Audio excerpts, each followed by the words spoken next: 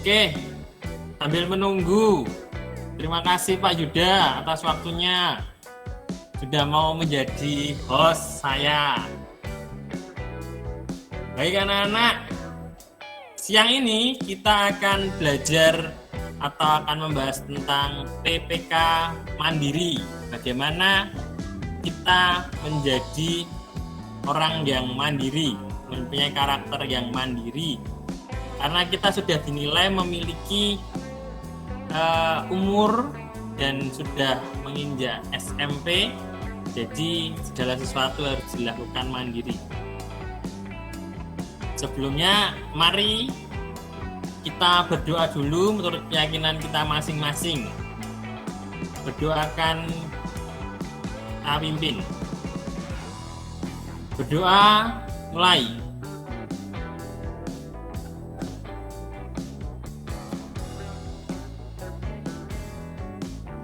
Berdoa selesai. Masih ada 17 orang yang ikut, itu sudah termasuk saya dan Pak Yuda. Semoga nanti akan bertambah sambil menunggu teman-teman kita. Oke, langsung saja anak-anak, saya akan presentasikan.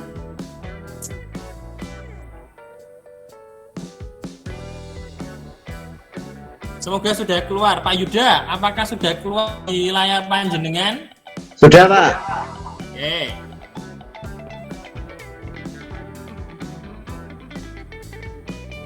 Mandiri.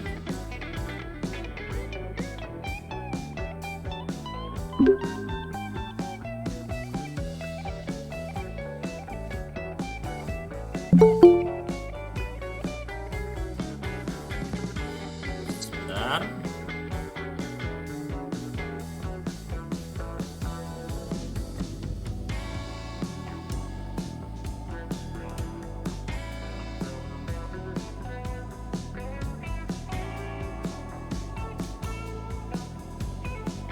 Lanjutkan dengan Mas PPK. Semoga sudah hafal dan semakin hafal. Walaupun kemarin kita sempat berhenti 1 minggu, 1 bulan ya. Kita mengingat kembali bagi yang lupa.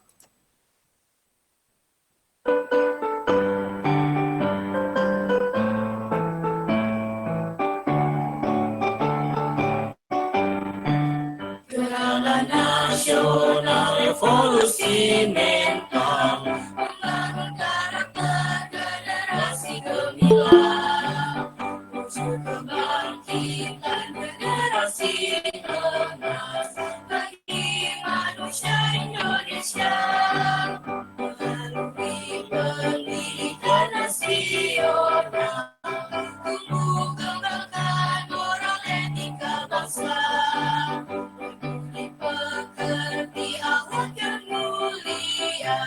Siswa berkarakter Indonesia, religius hidupnya, nasionalis jiwanya, integritas jadi tujuannya, mandiri hidupnya, gotong royong semangatnya, persatukan bangsa Indonesia melalui pendidikan nasional, tumbuh kembangkan moral etika bangsa,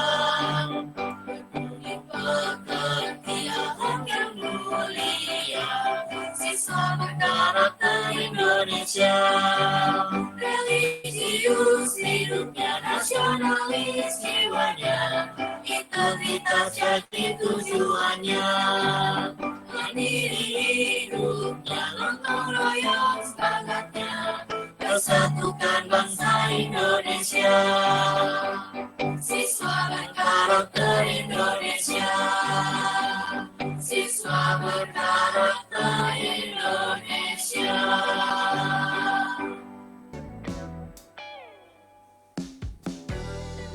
Kita lanjutkan dengan tepuk PPK. Tepuk PPK.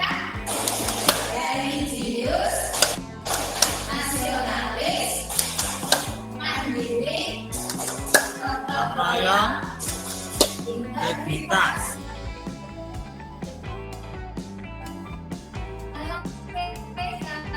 Salam cerdas, karakter, menyenangkan, hebat.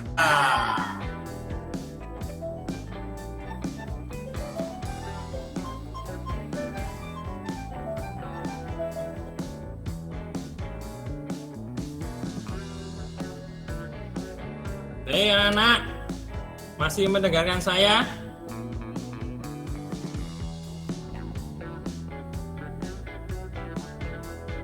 Halo, kira-kira di layar kalian ada tulisan apa?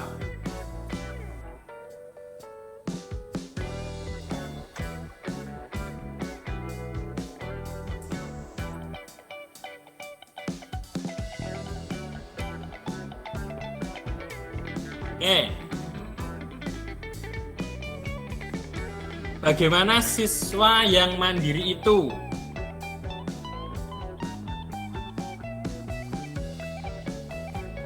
Ada etos kerja atau kerja keras, tangguh tahan banting, daya juang, profesional, kreatif, memiliki keberanian, dan menjadi pembelajar sepanjang hayat.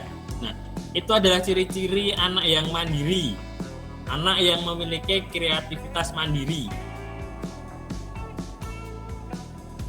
Mandiri adalah tidak bergantung pada orang lain dan mempergunakan tenaga, pikiran, waktu untuk merealisasikan harapan, mimpi, dan cita-cita. Nah, kira-kira kalian sudah memiliki karakter seperti itu apa belum? Tidak bergantung pada orang lain. Contohnya siapa? Ibu atau bapak. Kalau bangun tidur ya langsung bangun, tidak menunggu dibangunkan oleh orang tua. Makan ya tinggal makan, tidak menunggu disuruh oleh orang tua. Itu salah satu ciri. Apalagi kira-kira ya? Pulang sekolah nyuci baju atau weekendan nyuci baju. Nah, itu mandiri. Tidak orang tua tidak ikut menyuci baju kalian lagi karena kalian sudah mandiri.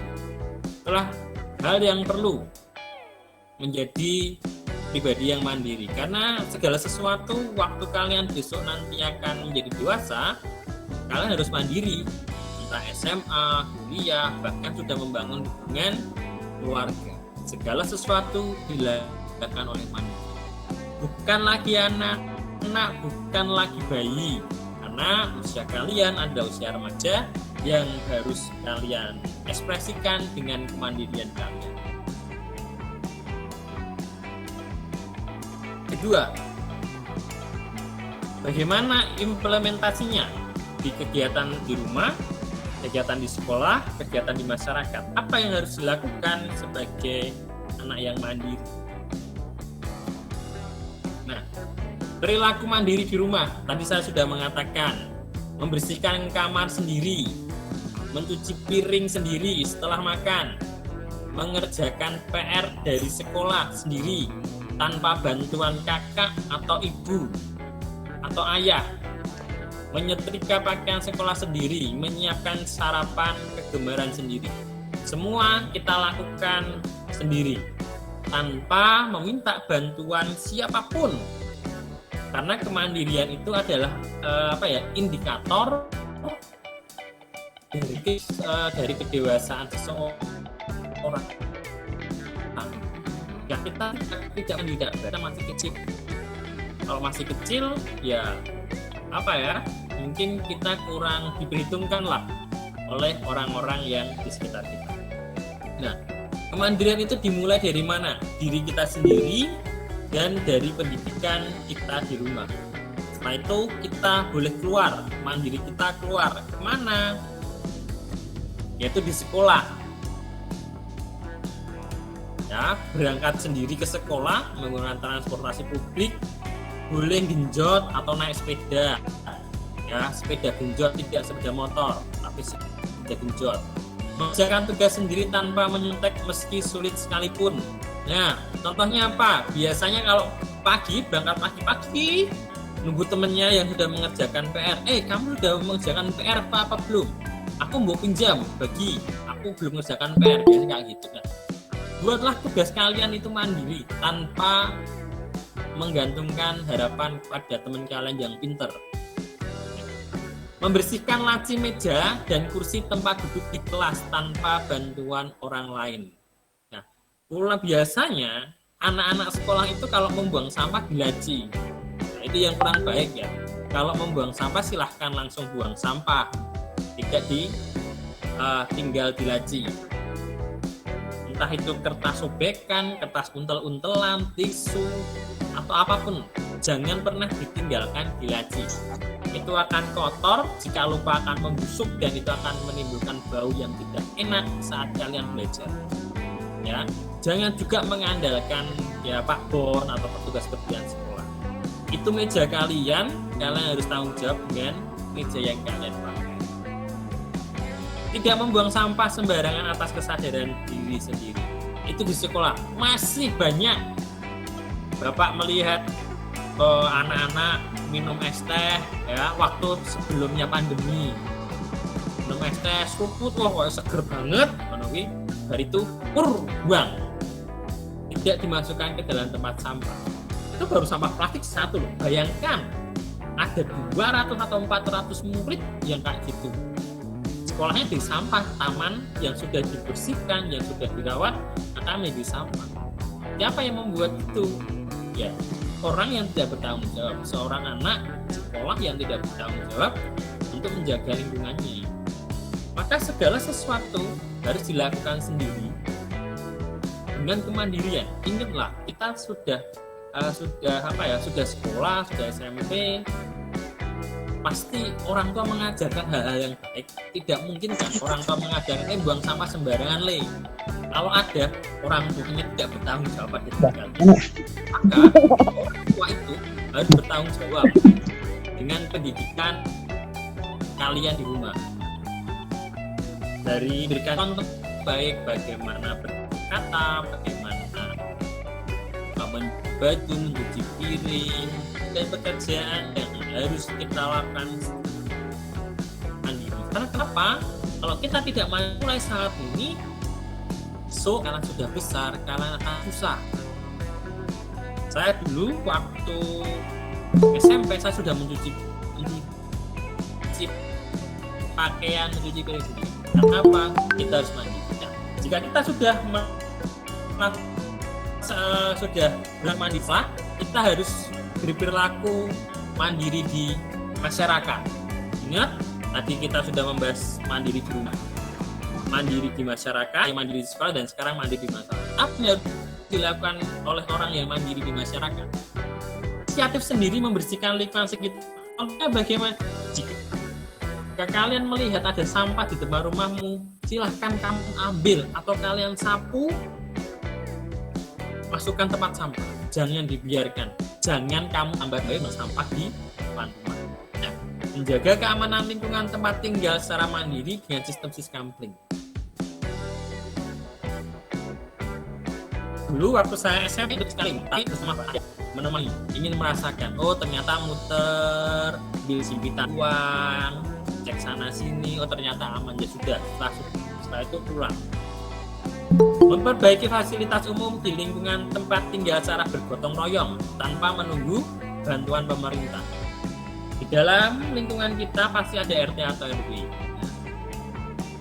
Pasti ada RT, setelah itu mungkin kita kerja bakti bergotong royong dengan kesadaran kita sendiri. Itulah bagaimana kemandirian dituntut.